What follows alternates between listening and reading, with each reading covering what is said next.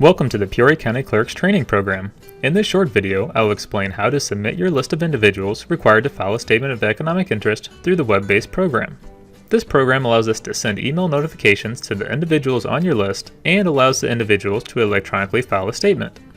In this training, I will cover logging in, entering names, viewing and committing your list, filing and tracking information, and other menu options. Let's get started.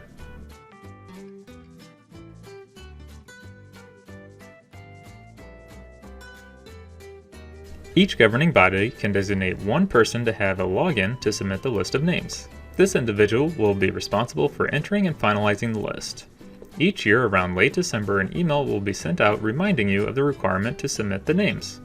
This email can be sent to the primary contact person's email or to a general email account. To ensure you receive the notifications, please let us know if the primary contact person needs to be changed or if you'd like the notifications sent to a different email. Inside the notification email, the user ID for the contact person will be listed. If this is your first time using the program, the email will also include an auto-generated password. Copy this password and click on the link to the program. Enter your login ID and paste the password. You will then be prompted to change your password. Once completing this page, you will see the governing body home screen.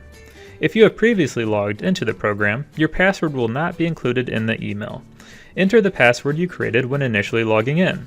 If you forget the password you created, you can click the Forgot Your Password link on the login screen to have the password reset and emailed to you.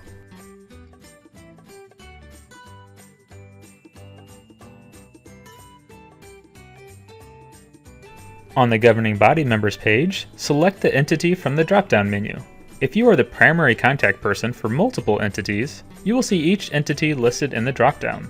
For the first year using the program, there will not be any names listed in the program, and the names will all need to be added. For subsequent years, you will have the option to select which names get carried forward to the next year at the beginning of the process. All previously submitted names will be listed, in addition to any candidates that had filed a statement that were elected. Use the checkbox to the left of each name to uncheck any names that need to be removed. Then click Add. You will then be ready to add individuals and make address changes. Add any members not listed by clicking the New button, which will display a search screen. It is important to always search for individuals first. Some individuals must file for multiple entities or have filed a statement in the past. Linking to the individual's existing name, if listed, allows the individual to file one statement for all applicable entities and eliminates the confusion of having multiple logins. Start by typing at least the first two letters of the last name and the first letter of the first name. Then click Search. If the individual is listed in the search results, click Add this person. The Add Person menu will appear listing the individual's name, mailing address, and email if provided. The name and email fields cannot be changed by you if the individual has already logged in and created a user account. Contact the County Clerk's office if these fields need changed. The address fields can always be updated if necessary, and you will need to select the individual's position. The positions list has been simplified to cover most positions. Additional position types can be added by the County Clerk's office if necessary. Once done reviewing the information, click Save Person. If there are no search results, or the individual was not listed, click Add New Person. Fill out the applicable fields. The email address can be a work email or personal email. When a filer logs in for the first time, there will be an option to change the email address and other information. Click Save Person, and you are ready to enter the next individual. Information for an individual can be updated by clicking the magnifying glass icon. Change as necessary and click Save. An individual can be deleted by clicking the trash icon. A pop-up message will appear confirming you want to delete the individual. Please note the County Clerk's office cannot provide legal advice on who should file. We encourage you to contact your attorney and reference ILCS 420 section 4A-101, which lists the persons required to file. That concludes editing individuals.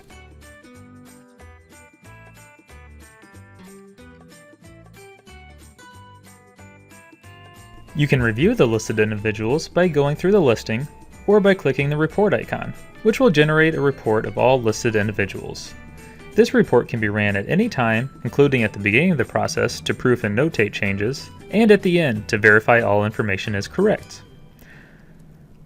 Once you have finished making updates to your list, the final step will be to commit the list. The list is statutorily required to be committed by February 1st of each year. This is done by clicking the Commit button. Once it is clicked, a message will continue to display stating that the list has been committed.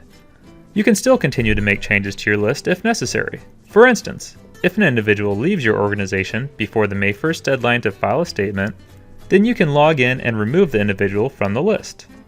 Anyone elected to a position in your organization between committing the list and the end of the filing period will be subject to a separate filing period and will be added automatically. You are not responsible for adding these individuals. If there is a replacement in a position after the filing deadline, please contact the County Clerk's office.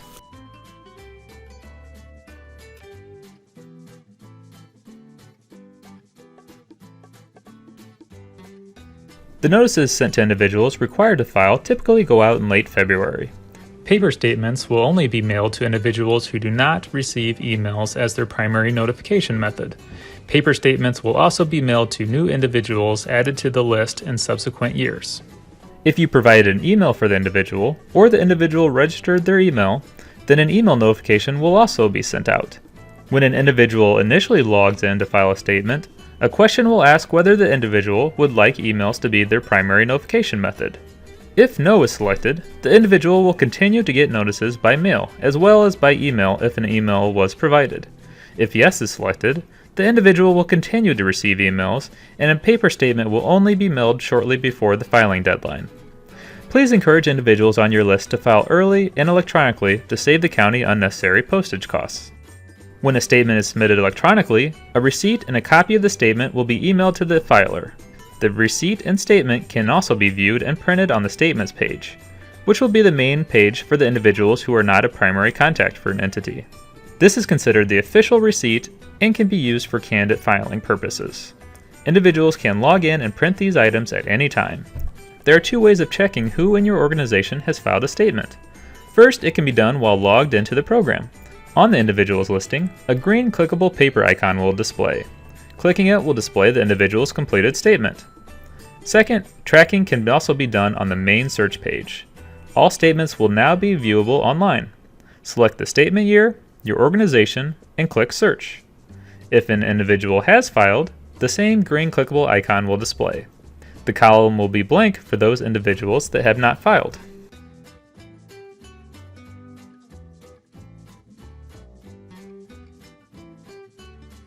Other menu options are available across the top of the screen or in a menu icon when using a mobile device. Clicking Update Account Information allows you to update your personal information. When we create a primary contact account, the address fields are left blank.